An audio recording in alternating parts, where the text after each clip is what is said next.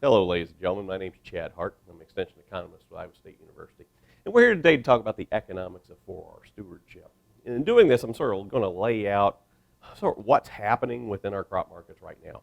When you look at what the futures have been doing over the course of this year, what we have seen is a dramatic drop in prices in the first quarter of the year as we dealt with not only the fight we were having with China on the trade side, but really COVID-19 did a number to our crop markets. And soybeans especially did take a hit. We were down about 20% at the depths of this in April and May. But since then, we have seen some prices work their way back up. We're still not in a very comfortable situation, but we are clawing our way back to break even. And that's why when we're looking at our margins, it's good to be managing that at this time. And when you think about the concept of 4R, that's what we're trying to do is manage our costs to fit the prices that we've got right now, as we look over the long-term sort of structure, if you will, for our soybean market, for example, here, in this case, the blue line is the average price we've received for a bushel of Iowa soybeans. The red line is actually the cost to produce those bushels. And when you look at the long-run average here, basically over the past 50 years, what you see is that farming is a very competitive business. And that means that on average, our costs are roughly where our prices are. Profits can be tough to find at times. The last few years here, we've seen a struggle just because we've seen prices dramatically fall from where they were in the early 20-teens, and now we're dealing with prices that have been sitting in this $8, $9, $10 range now for the past 5 years. And it took a while for cost to work their way back down as well. And so when you think about, we have been dealing with tighter margins here now for about the past 5 or 6 years. Farmers have been working to bring their cost structure down to match the lower prices we've been experiencing here. And so a colleague of mine, Alejandro Plastina, and I, we put together a list a few years ago, actually, looking at how farmers need to manage margins in order to deal with the lower price environment that we've got right now. So these strategies, we haven't come up with them. They're not necessarily original. Farmers have been doing this for a long time. It's always good to remind ourselves how we need to control our cost and work through these things. And definitely, ideas like 4R practices, they play within these strategies. Because when you think about what the 4R strategies do, they're basically saying we want to monitor what we're doing on the farm, make sure that what we're doing adds value and doesn't necessarily just add to the cost. So when you think about the 4Rs, you think about the right source, matching that fertilizer type with the crop needs that you've got out there. The right time, you want to provide those nutrients at the time that that plant can really take it up and use it. I don't want to add it when it can't gain that value from it. The right rate, again, matching what the plant's going to need at that time. And then finally, that right place, making sure that we're putting those nutrients where the crops can get them. And so this is what we're doing here is you're talking about basically, for me as an economist, this is talking about controlling costs. Not cutting costs, but controlling them. We know we're going to spend money on fertilizer. We have to in order to grow the crop that we want. But I want to spend just enough and in the right way in order to enhance my yield, enhance my revenue, and continue to farm as we go down the road. Now, when you look at the strategies that we think about for managing margins, the biggest one here, and we've been dealing with this for the past few years, is protecting our working capital. Given that prices, basically, like I say, they have come down from the early 20-teens by roughly a third. And so we're dealing with a lot less revenue on the farm, which means cash can get scarce. And we need that cash flow in order to continue to maintain the farm business and keep things flowing and moving. And so we got to work to protect our working capital here. And that means looking at, and I know a lot of farmers over the past few years have been looking at, okay, do I need to make that new machinery purchase, or can I get by with what I've got right now? Can I maintain by fixing a few things more and not necessarily buying that new product? Can I also look at, okay, my share of my rented land versus my own land, controlling my land costs, recognizing that land costs are the biggest cost that I have. Fertilizer tends to be the number 2 cost when you think about it there. And then reassessing not only our land, but also our fixed cost, our operations. I've talked to a lot of people, and right now, one of the first things that farmers look at is, am I right-sized in my machinery? So you can think of it as the 4Rs don't just apply to fertilizer. It applies to all the inputs that we've got out there. We always want to be looking at, are we utilizing our inputs in a maximum way in order to create the revenue that we need? And then finally, and a lot of farmers are used to this, managing taxes. If there's one thing that scares a farmer more than death, it's taxes. And we work to manage those. But in this case, especially when you've got lower incomes, lower revenues, it's very critical to be talking to your tax advisor to look at, those deferred payment contracts. Are you balancing your income in the right way between tax years? Looking at S-179, making sure that you're looking at those tax transfers correctly. And then any carryback operating losses you might have here. So the idea is that we're looking not only at current cash needs, we're also thinking about our future cash flow needs on the farm. Strategy number 2, avoiding cash shortages. So not only do you need to think about how that cash flow is coming into the farm, but you need to think about how much cash do you currently have on the farm. And if you're short, how are you going to create that quick cash flow injection? So in this case, for a lot of our farmers over the past few years, what we have seen is that they've been dealing with some operating losses. Again, things have been rather tight. The idea is that hopefully you haven't had to tap into it, but you've probably had the conversation with the banker about your operating loan. In certain cases, maybe talking about emergency loan provisions just to handle in case you come up a little short on the cash side. And then a lot of this is just maintaining those cash reserves. Again, not necessarily spending on that new equipment in order to make sure that you can cover your needs when things are tight. Strategy 3 is one that is a little odd for a farmer to talk about, but we've seen it over and over again. It's diversifying our income, or adding a little off-farm income to the farm. I love these pictures. Now, my colleague Alejandro took these while he was in Ames. In this case, I think that one's Ames. Actually, I think this one's down here in Ankeny. But the idea is it's farmers that recognized, okay, I've got this equipment. I've already got it, bought and paid for. I might as well use it in the off season to generate some more income. And sometimes that's exactly what we need in order to, again, add cash flow to the farming operation. And so whether we're looking at, alternative sources of revenue, some custom work, on others' farms, snow removal in this case is what they were going for here, truck driving. It's not necessarily a bad thing to have that security blanket of being able to augment the farm income with some non-farm income. It helps balance things out. Especially when you think about it, the ag economy and the general economy, they don't tend to move in the same direction at the same time. So one tends to be up while the other's down. And so by having that off-farm income component, you're helping balance out the income across your farm and non-farm incomes. Strategy 4, and this is where the 4Rs really play in, the strongest here is revising and keeping an assessment of your production cost. We like to talk about it in terms of, like I say, controlling cost. And it's something that we should look at each and every year. That when you're looking at, dividing up the farm, figuring out where you're going to plant the corn, the soybeans, where you're going to bring that next herd of cattle in. That is, we should always be revising our production plans, taking into account how much land we own versus rent, and looking at that cost structure, and again, trying to figure out how do we optimize our input selections and our crop selections in order to maximize revenue on the farm.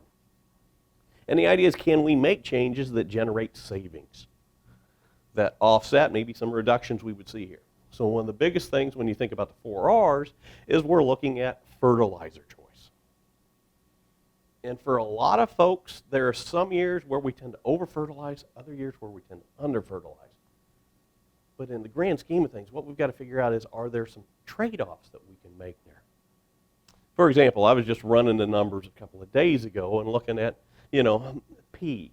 If you can change the amount that you need to put down on your land, and let's say that you could, If I dropped it 10 pounds per acre this year, that would save me about $3.40 an acre.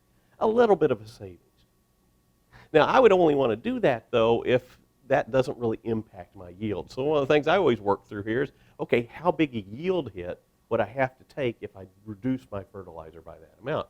Well, it turns out in this case, if the yield drop is smaller than 0.4 of a bushel, this makes sense. Fairly easy change. However, if the yield drop were larger than that, no, I wouldn't want to back off. So again, it's right sizing the amount of fertilizer I want to use here. And I think it's looking at it each and every year. One of the big keys to me when looking at 4R is that you're always assessing what does your land require in terms of that input, in terms of those nutrients.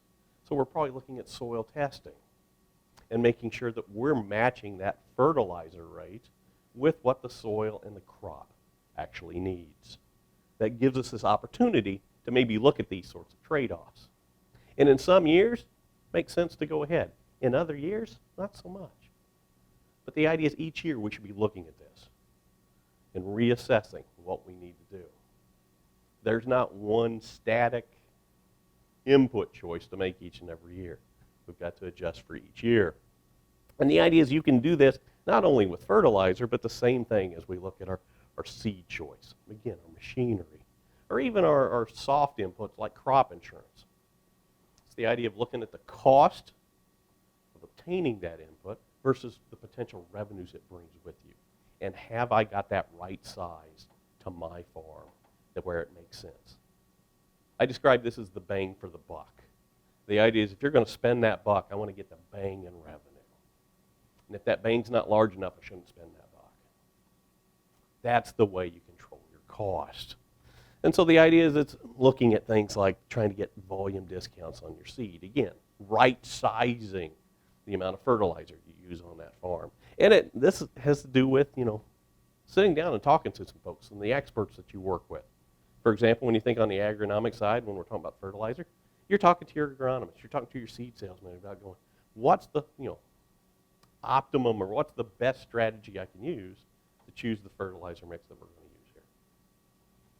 And updating our skills and evaluating this, like I say, each and every year. This is not something you do once and forget, but this is something you should be doing each and every year. Number 5 is looking at actively managing the risk we've got. And this goes along with number 4. So as we're reassessing our production costs, we need to look at actively managing our risks. And I think this also just says the idea is that, again, each year is different. And we need to look at what is different about this year and how do I need to adjust my plans. For example, this year, as our farmers, especially in west central Iowa, are dealing with, we went from the last couple of years being fairly wet throughout the growing seasons to now we're fairly dry. Does that change how you manage that crop? It definitely does. And so we've got to be able to adjust to that. And one of the first things on an economic side when you're looking at it is when you're assessing those risks, you've got to know what to compare it against. What's your baseline? And for me, it's your break-even cost, because it's your break-even cost that should be driving your decisions. Everything you're looking at here influences your break-even cost, and your break-even costs determine your profitability. The idea is if you don't know your break-even, you don't know if you're profitable or not. So you've got to know that right off the bat in order to assess the risk. And then it's a matter of finding a plan in order to manage those risks. Economics, it's the marketing plan. How are you going to sell this crop? When are you going to make those moves? And again, without, if you don't know your break-even cost, it's hard to know what a good price looks like. If I tell you soybeans are $10 today, is that a good or bad price? Depends. What's your cost structure? If your cost structure is $11, 10 isn't so good. It's $8, price is great. You don't know if a price is good until you know it in relation to your costs. Strategy 6 is probably the toughest one for farmers to really get a hang on now, because it's not only just the farmer's choice, but the farmer's family's choice. It's dealing with family living expenses. And this is one of the hardest things that has changed over this past decade. When you think back to 2008, 9, 10, 11, even into 12, we were staring at soybean prices 13, 14, 15, 16 bucks a bushel. It didn't take us long to get very used to high prices on the farm, which meant high revenues. And with those high revenues, what did we do? We enjoyed our life. We started to spend a little more on ourselves. And we allowed those family living expenses to grow with the farm at that time. Problem is, since 2012, we've watched those prices go down from that 14, 15, 16 down to 8, 9, 10. We've seen that revenue on the farm drop, but we've had a hard time getting our family living expenses to drop right along with them. And so that's the game here, especially when you think about, my point number one, strategy number 1 and 2 was all about controlling cash on the farm. When you get a lot of cash on the farm, where does it tend to show up on the cost side? It goes here, family living expenses. And so here it's one of these deals of bringing things back down. Again, recognizing that if things are a little tight on the farm, you got to pull back on a lot of things, including some of the stuff that's fun, like vacations, like some home remodels or truck purchases. Like I say, we got used to better standard of living back in more profitable times. It can be hard to shift back down, but it's something that everybody has to do when revenues get tight. Strategy 7 has to do with talking to your banker and resecuring repayment capacity here. When we're dealing with farming, farming is now it's a high capital business anymore. And let's face it, almost every farmer, you have to have that close relationship with your banker because there's always an operating loan. A lot of us, we've got that land mortgaged, at least a chunk of it. And so the idea is we're always working with our banker each and every year. Well, you don't want to wait till the end, till you're in trouble, to talk to your banker about what's going on there. In fact, your banker is ready and willing to help you because they want you to succeed. The idea is when that banker loaned you that money, they're banking on you. They're betting on you to succeed. So they want to work with you to make sure that you can. And so they talk about repayment strategies. It's a way to, if you will, reduce the cash flow needs on the farm. So if I can come in and be proactive, maybe take that 15-year note and make it a 20, extend it out, lower the payments, and help control the cost on the farm. We want to do that before we get in trouble, not after. But the idea is work a plan with your lenders. It's almost like you need a marketing plan when you're selling the crop, but you also need a business plan when you're dealing with the loan structure you've got out there to make sure, again, that it's right-sized for your operation. Strategy 8 is talking about the growth strategy for your farm. And especially in harder times, that's a good time to reassess what is it you're wanting to do with your farm. Are you looking to grow this farm? Or do you need to downsize? Do we need to offload some unproductive assets? Maybe slow down on the growth? And it depends on not only what's happening on the farm, but where you're at in your career. As I'm working with a lot of beginning farmers over the past few years, the challenge has been, do they make that first step and try to buy that first piece of ground? Or do they hold off for a while and see if prices soften a little more? So the idea is that, again, every few years it's good to sit back and look at where you're at in terms of your farming career.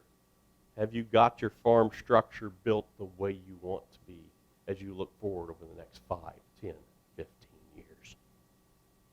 Strategy 9 is a big one for me because it's dealing with government payments. Over the past few years,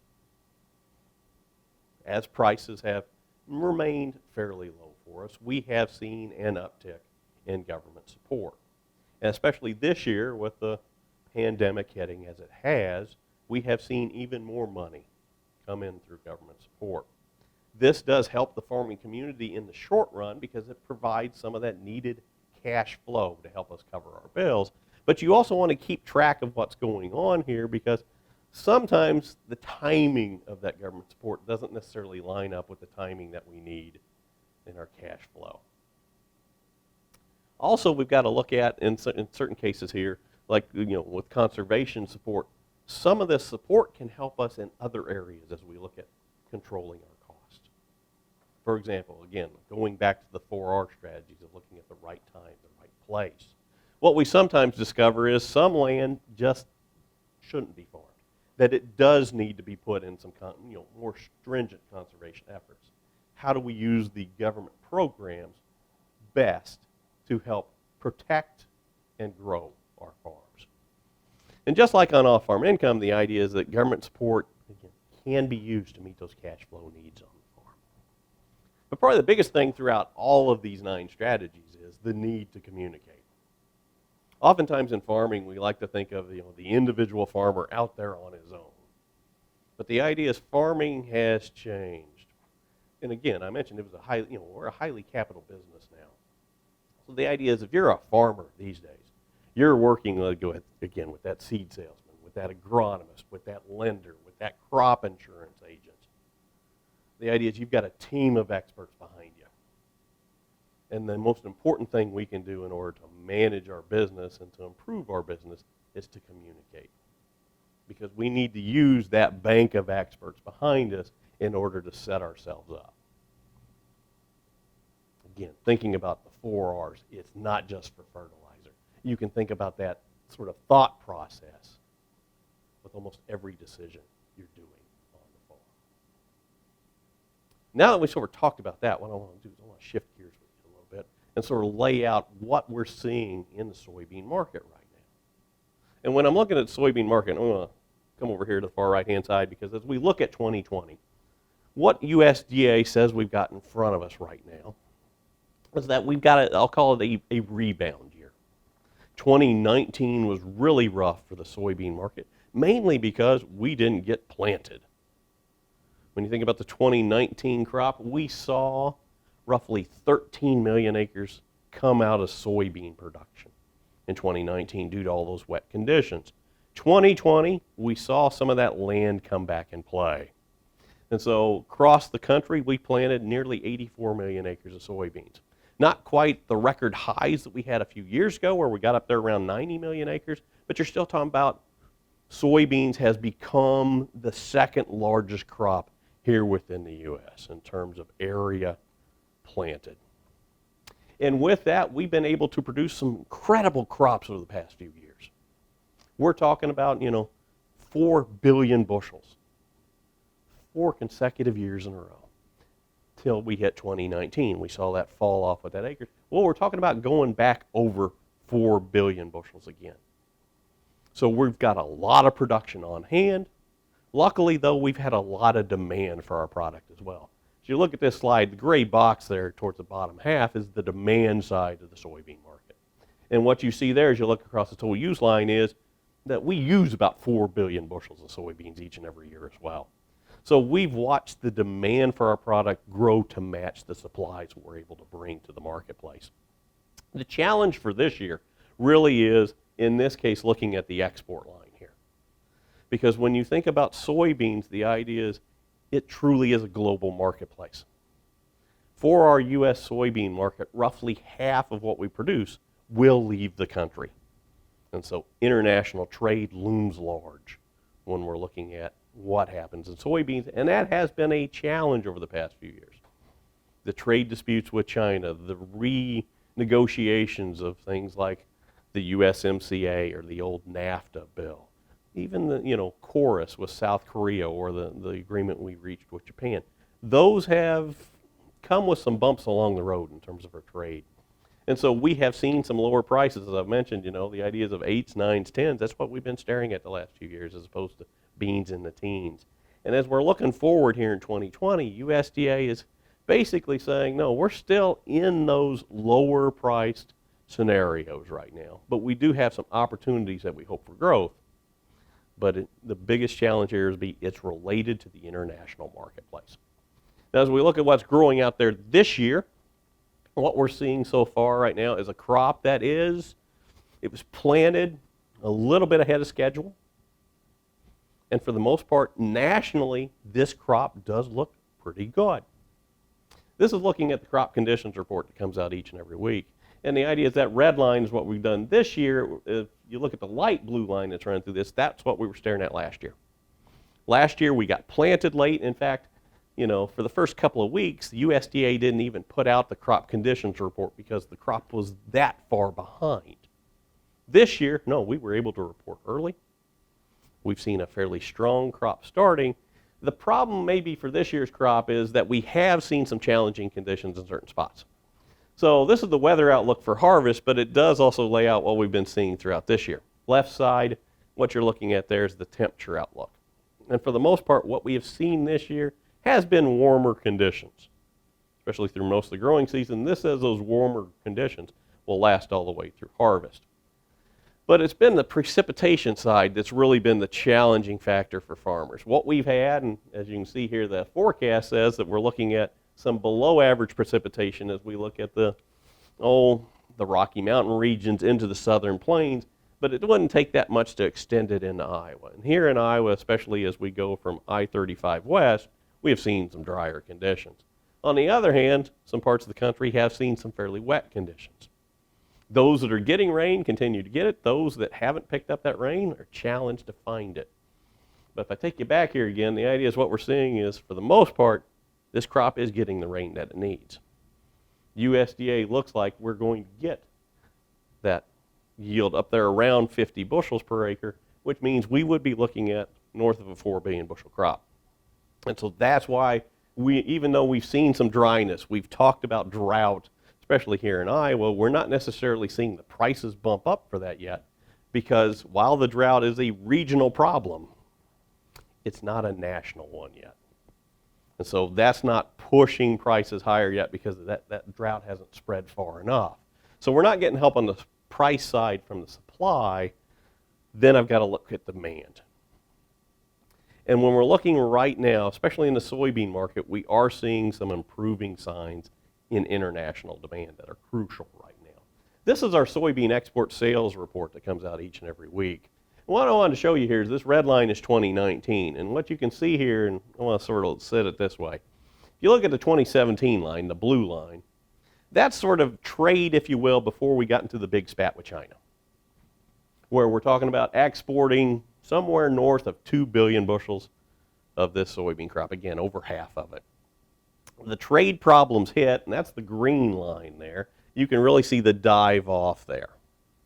At first, it was China where we were missing the sales, but as China has come back in, the problem is we've started to lose other markets that offset that. Here with 2019, it looks like we may start to see a rebound here. Things got really widened out, but now we're working our way back. And when we look at who we're selling to, the idea is China is our biggest market still. The idea is, as you look right now, they are up about 12% compared to a year ago, and we continue to see them purchasing more and more. Our challenge has been these other markets that have fallen off now. So you look at, for example, the European Union. And this other here is basically all our small markets. And I think one of the challenges we often have to think about is we get caught up thinking about China. China's not the only market.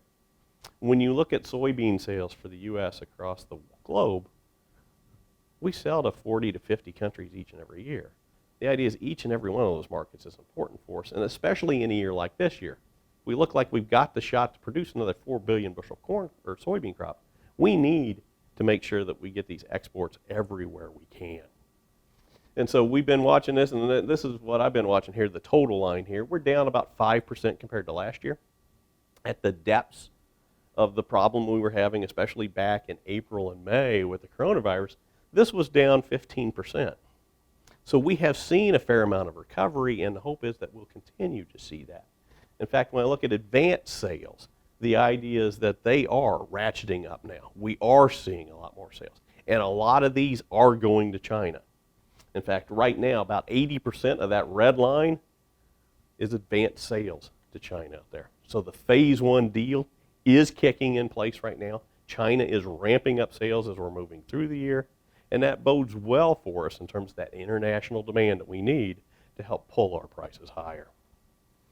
Now, the other thing you need to look at is what's the domestic demand, and especially in the case of soybeans, we need to talk about soybean meal, and that's when you start to talk about the meat markets. And lots of folks, we've seen the challenges that we've had with meat processing with COVID-19 in place here, but as we look at production, not only this year, but next year for meat, What we continue to see is growth in our livestock markets.